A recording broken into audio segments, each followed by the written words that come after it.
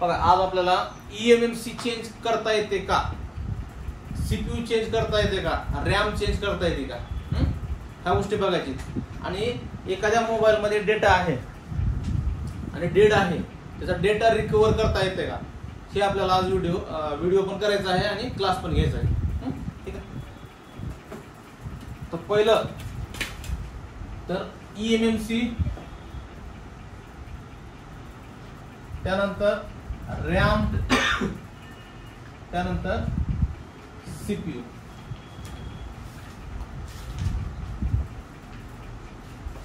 RAM आपल्या mobile मध्ये जर ईएमएमसी 221 असेल, कोणती ईएमएमसी 221 असेल तर रॅम कशामध्येच आहे, ईएमएमसी मध्येच रॅम आहे. समजलं? त्याला सीपीयू वेगळा येईल. आणि जर 254 ईएमएमसी आहे तर त्याची देखील रॅम ईएमएमसी मध्ये आहे. 221 ईएमएमसी काय, 254 ईएमएमसी काय सगळ्याला माहिती आहे. आपली डिझाईन असते आपली 221 254.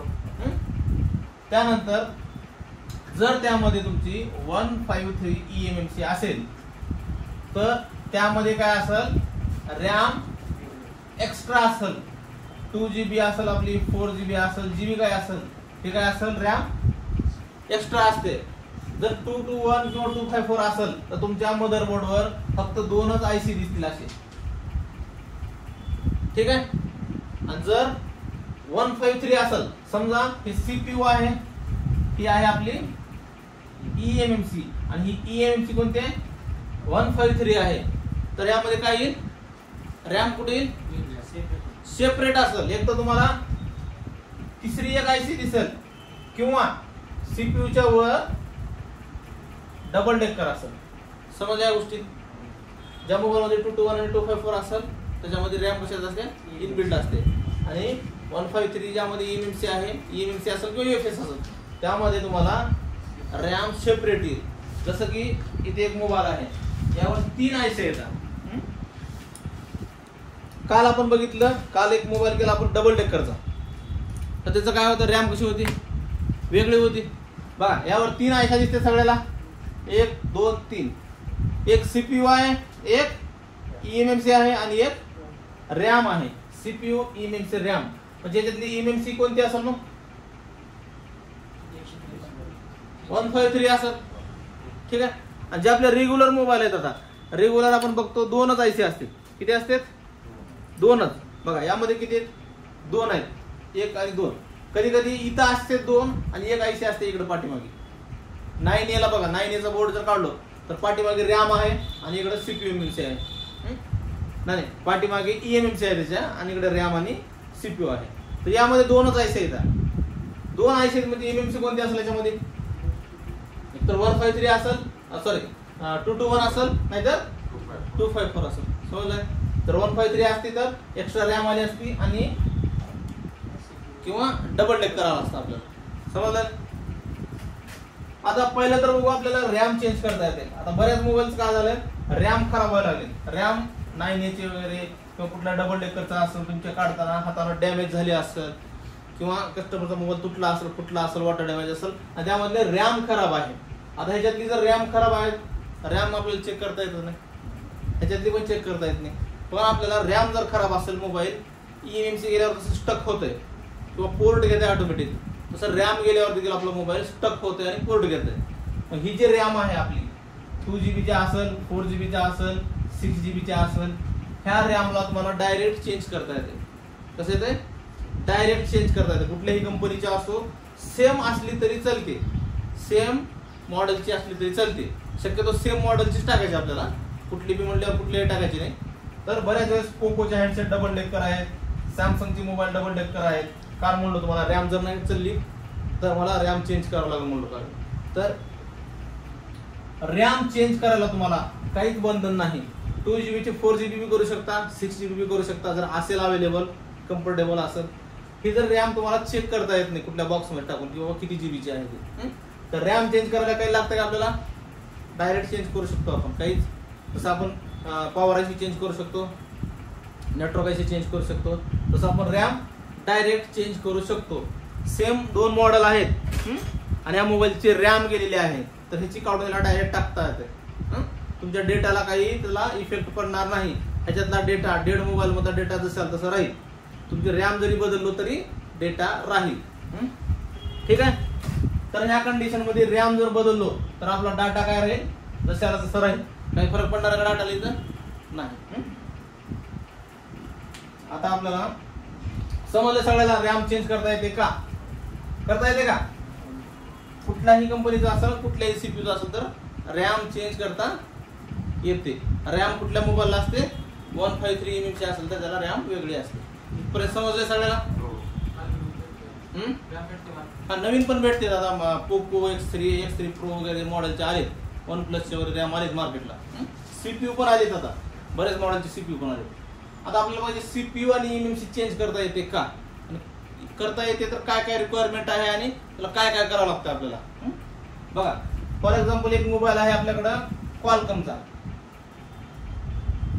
पहिले तर सांगतो तुम्हाला डायरेक्ट कुठल्या कुठल्या मॉडेलचे सीपीयू किंवा एमएमसी चेंज करता येते डायरेक्ट. बघा जर एमटीके असतील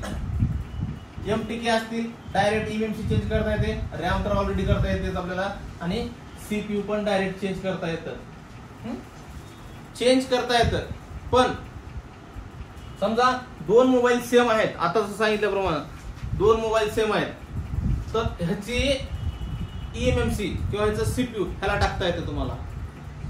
सिंगल ना सीपीयू असेल किंवा ईएमएमसी असेल टाकता येते. कोणता? एमटीके असेल तर. पण नंतर काय करावं लागतंय? नंतर ही मोबाईल हँग ऑन लोगोवर थांबू शकतो किंवा डायरेक्ट पण चालू होऊ शकतो. तुम्ही सीपीयू चेंज करा किंवा एमएमसी चेंज करा डायरेक्ट बी चालू होऊ शकतो. नाहीतर मग काय होतं? लोगोवर थांबतोय. लोगोवर थांबल्यानंतर परत त्याला काय करावं लागलं? आपल्याला सॉफ्टवेअर करावं लागलं. ठीक आहे. सॉफ्टवेअर केलं तर आहे त्या ईएमएमसी मधलं जी ईएमएमसी टाकलोय तुम्ही समजा ईएमएमसी चेंज करा तुम्ही आहे त्या ईएमएमसी मधली सिक्युरिटी येऊ शकते मध्ये. येऊ शकते येतेच असं नाही तर आपल्याला काय करावं लागतं? सिक्युरिटीला रिपेअर करावं लागतं. सिक्युरिटी म्हणजे माहिती आहे सगळ्याला? सिक्युरिटी माहिती आहे ना? आपण जे हे आहे ह्याला आपण काय काय शब्द वापरला व्हिडिओमध्ये? सिक्युरिटी *06# आपण यूज करतो. तर जे त्याला आपण काय सिक्युरिटी ती सिक्युरिटी आपल्याला आली तर येऊ शकते त्या एमएमसी मधली. नाहीतर आपल्याला रिपेअर करावं लागतंय. सॉफ्टवेअर मध्ये रिपेअर करता येते. सीपीयू चेंज करा किंवा एमएमसी चेंज करा हे प्रॉब्लेम तुम्हाला येऊ शकते. पण डायरेक्ट चेंज होते. कुठल्या सीपीयूची? एमटीकेची. तसंच एसपीडीची पण सेम. एसपीडीची बी डायरेक्ट चेंज करता येते तुम्हाला आणि सीपीयू पण चेंज करता येते एमएमसी पण चेंज करता येते. पण चेंज केल्यानंतर लोगोवर थांबल तुमचा मोबाईल. फ्लॅश करावं लागेल नंतर सिक्युरिटी रिपेअर करावं लागेल. डायरेक्ट आलं तर ठीक नाही तर तुम्हाला रिपेअर करावं लागेल. त्यानंतर क्वालकॉम सगळ्यात मेन आहे क्वालकॉम आणि प्रॉब्लेम सगळ्यात जास्त कशाला आहे? क्वालकॉमच्या सीपीयूला प्रॉब्लेम आहे. तर या मोबाईल मध्ये जवळपास 30% मोबाईलची ईएमएमसी चेंज करता येते फक्त. किती टक्के? 30% मोबाईलची ईएमएमसी म्हणजे सीपीयू पण 30% मॉडेलची चेंज करता येईल आपल्याला. समजलं? आता 70% मोबाईलचं काय करायचं मग? त्याला सोल्युशनच नाही. ईएमएमसी खराब झाली विषय संपला त्याला पण सोल्युशन आहे. 70% मोबाईलला काय करायचं ते सांगतो. पहिले 30% आपण समजून घेऊ. चेंज करता येते तर कसं करता येते आणि का करता येत नाही? तर चेंज का करता येत नाही तर सीपीयू आणि ईएमएमसी ह्या दोन्ही मध्ये एक जर बोर्ड असेल आपला तर त्याला सीपीयू ला आणि ईएमएमसी ला कॉन्फिगर केलेलं असतं. दोन्हीला प्रोग्राम करून कॉन्फिगर केलेलं असतं. तुम्ही ईएमएमसी काढून सेम जरी मोबाईलचे टाकलो Note 6 Pro आहे Note 6 Pro ची जरी टाकलो तरी चालू होत नाही मोबाईल. त्या कंडिशनला काय होते? तिथे चालू तर होते किंवा लोगोवर तर येते.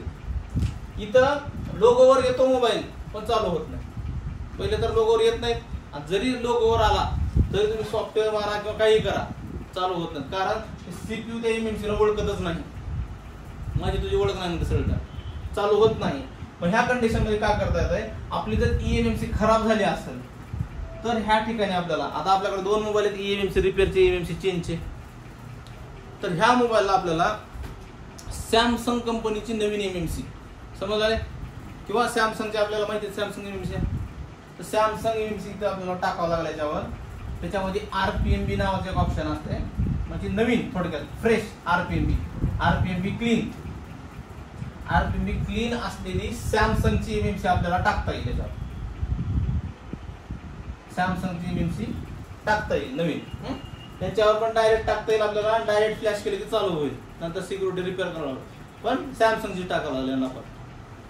पण इथं जे क्वालकॉमचे सीपीयूचे मोबाईल आहेत त्यांना सॅमसंगचीच टाकावं लागेल, आणि सॅमसंगची टाकल्यानंतर त्याला काय करावं लागेल, आपल्याला फ्लॅश करावं लागेल. आता काय फ्लॅश करावं लागेल, आता मी एक फाईल काढलो बघा, eMMC चेंज फाईल. कोणती काढलो, eMMC चेंज फाईल. ह्या eMMC चेंज फाईल तुम्हाला फ्लॅश करावं लागेल, त्यानंतरच मोबाईल तुमचा चालू होईल.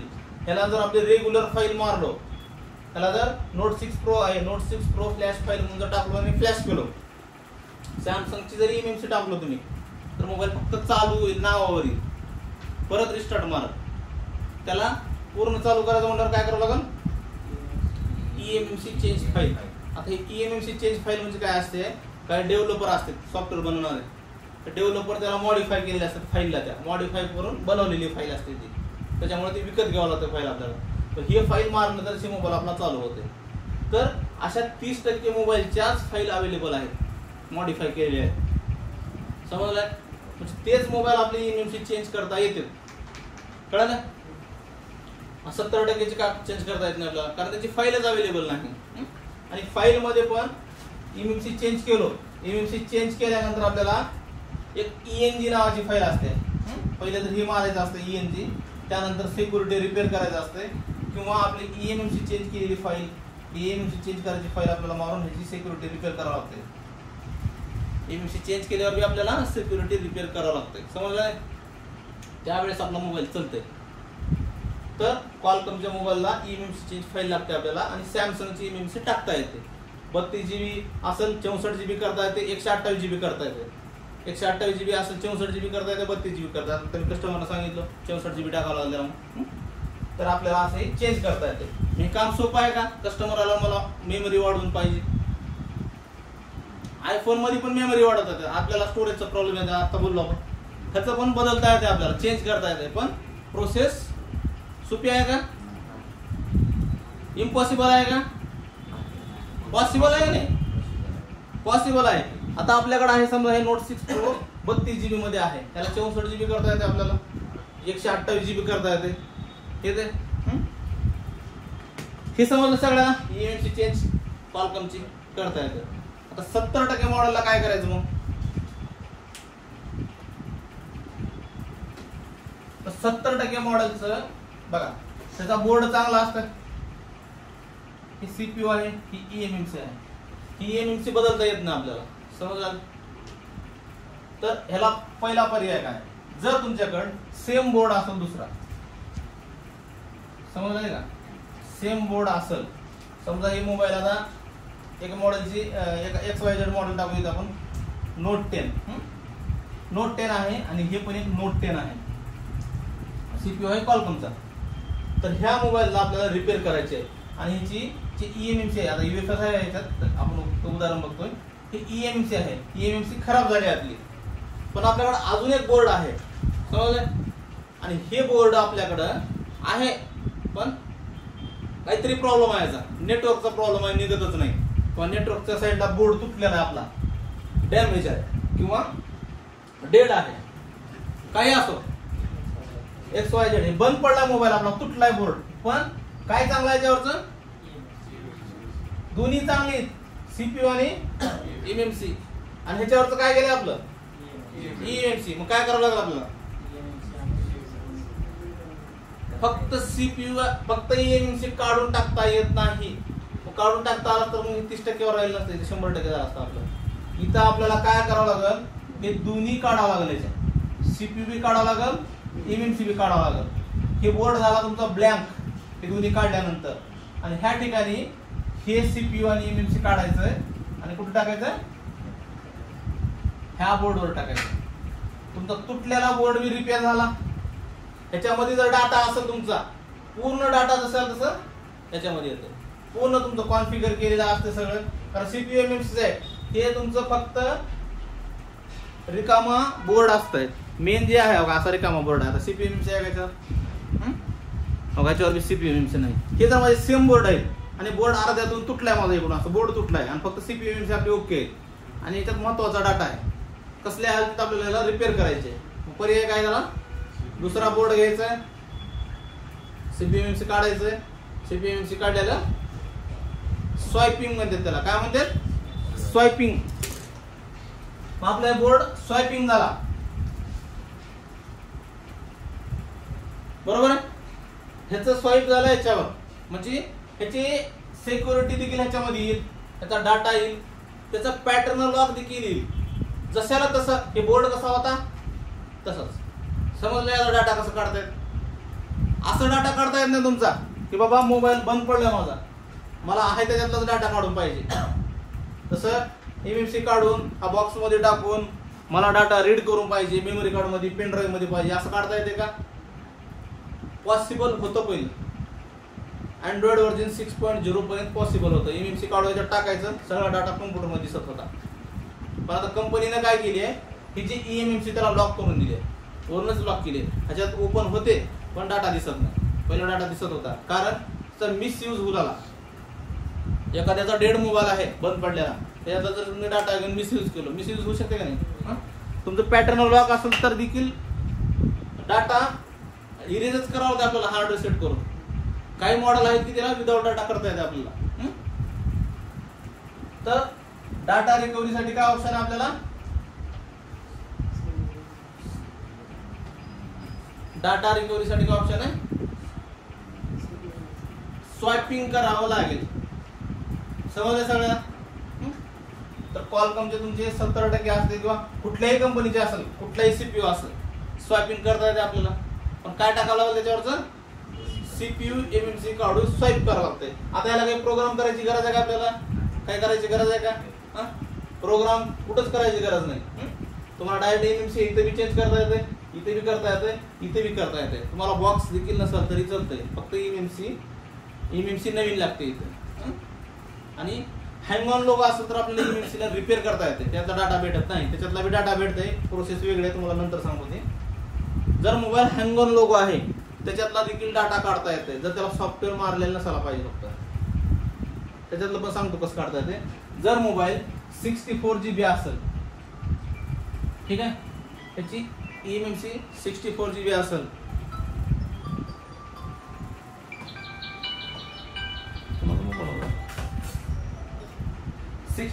असेल तर आपल्याला जे रोम 1, रोम 2, रोम 3 असे पार्टिशन असतात. मी रीड करून दाखवलं होतं त्या दिवशी मागे एमएमसी रिपेअर करताना.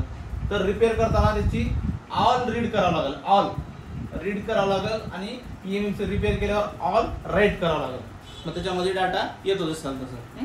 मी 2-3 मोबाईल केले ते ट्राय, सक्सेस झालेली इथं. तर कधी कधी जर नावावर परत थांबला की 64 GB मारून बी त्या फाईल काही करप्ट झालेल्या असतात, मग नंतर फ्लॅशच करावं लागेल, डाटा येणार नाही त्यामुळे. ह्याच्यामध्ये 50-50 चान्सेस आहेत तुमची. ईएमएमसी जर हँग ऑन लोगो असेल तर, हँग ऑन लोगो जर सीपीयूचा असेल, आपल्याला माहिती आहे डाटा येतेच, डबल डेकर वगैरे असं कालच गेलो आपण डबल डेकर. आता हे हँग ऑन लोगो आहे, ह्याचा पण डाटा जसं तसं येते. डेड असेल तरी जसं तसं येते. आणि जर तुमची ईएमएमसी डेड असेल, बघा हे मोबाईल आहे आणि याची ईएमएमसी डेड झाली, शक्य आहे का डाटा काढणं, डाटाच त्याच्यामध्ये सगळं आपला. जर तुमचा बोर्ड तुटलंय, मदरबोर्ड तुटलंय, तर मदरबोर्ड चेंज करता येते आपल्याला डाटा काढण्यासाठी. समजलंय. तर हे असं आपल्याला डाटा रिकव्हर करता येते आणि ईएमएमसी आणि सीपीयू असं चेंज होते. आता सॅमसंग मध्ये पण हेच सीपीयू आहेत सगळे. त्याच्यामध्ये एक येते दुसरं सीपीयू आपलं एक्झायनॉक्स सीपीयू. एक्झायनॉक्स सीपीयूचं पण आपल्याला ईएमएमसी चेंज करता येते, रॅम चेंज करता येते, सीपीयू चेंज करता येते. जसं की लोगोवर तर थांबल किंवा डायरेक्ट चालू होईल. डायरेक्ट चालू झालं तर सिक्युरिटी आले तरी येऊ शकते, नाहीतर आपल्याला रिपेअर करावं लागेल सिक्युरिटी. समजलंय. जर सॅमसंग मध्ये तुमचं जर कॉलकॉमचा असेल तर कॉलकॉमचा पण 30% मॉडेल, त्याच्यामध्ये 30% मॉडेलला बी ऑप्शन नाही, त्याच्यात चेंज करता येत नाही. मग त्याला स्वायपिंग करावं लागेल. तुम्हाला काय करावं लागेल, स्वायपिंग. आता आपल्याकडे ईएमएमसी चेंजचे मोबाईल आहेत, त्यांचे आपण प्रॅक्टिकली चेक करू कसं चेंज होईल.